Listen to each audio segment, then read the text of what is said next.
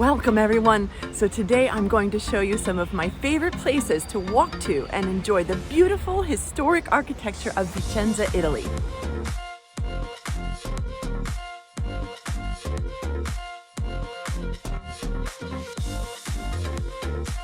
We'll start from the famous arch, which you may know, the Arco delle Scalette.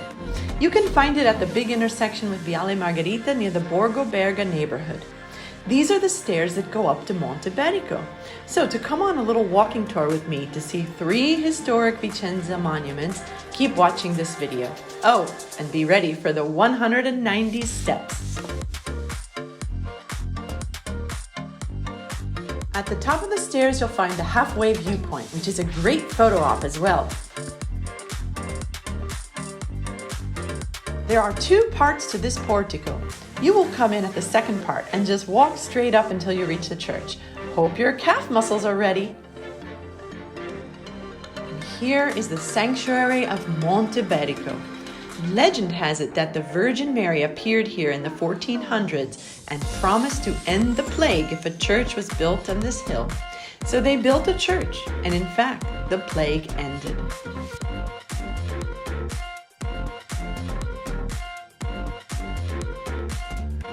Just across from the church is this wonderful viewpoint of Vicenza.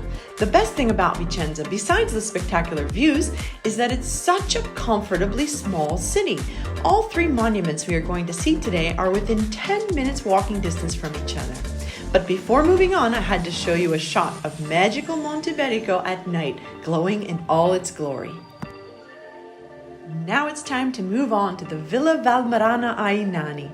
Walk back down half the portico, turn right, go straight, and take this narrow path until you reach the villa. You know you've almost reached the villa when you see these tiny dwarves, believed to be sculpted by Francesco Uliaco and inspired by Gian Domenico Tiepolo. They were originally in the garden, but later were placed up on top of this wall. In fact, Nani means dwarves in Italian. And here we are.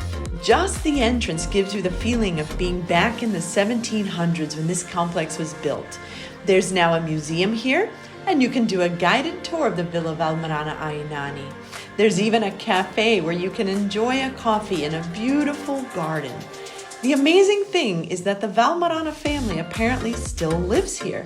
And I find it amazing that they are essentially opening their home to the public. It's the epitome of the hospitality that Italians are so famous for.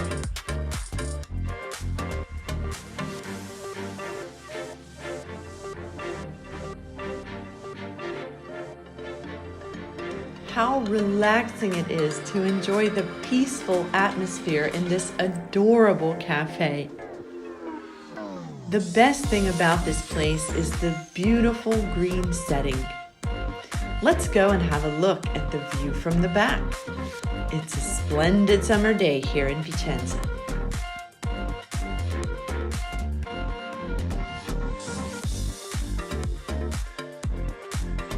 They are about to close up the cafe for today, but I've got just enough time to sneak a quick peek around inside.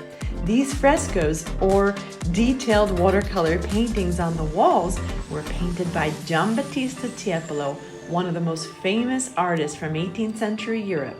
Now it's time to make our way out, getting one last view of this magnificent architecture, the rose gardens, and the cheeky little dwarf statues. It's time to visit the last, but certainly not least destination just down the street, the Villa Rotonda. So now, with the Villa Valmarana behind you, just follow the little narrow pathway to your right.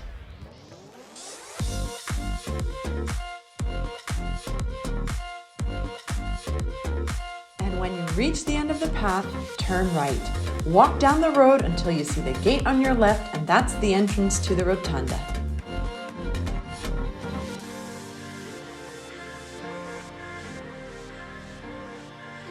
The Rotonda is one of Vicenza's landmarks, which makes it a UNESCO World Heritage Site.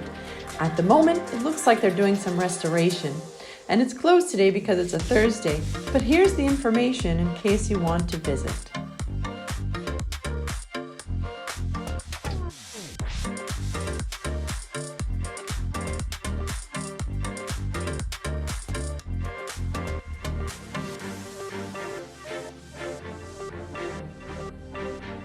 If this design looks familiar to you, that may be because the United States White House was modeled after the Rotunda. It's called Rotunda because of the round circular central hall and domed ceiling. The building is perfectly symmetrical on all four sides.